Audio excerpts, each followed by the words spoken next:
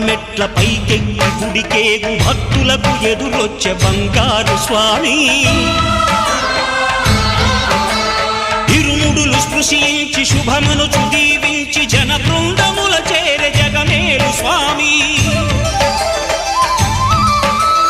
తన భక్తులనరిల్చు తప్పులకు తడబడి ఒక పక్క ఒరిగెన ఓంకారమూర్తి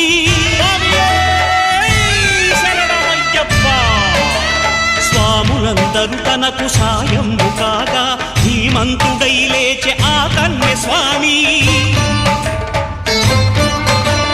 పట్టబంధము వీడి భక్తతతికై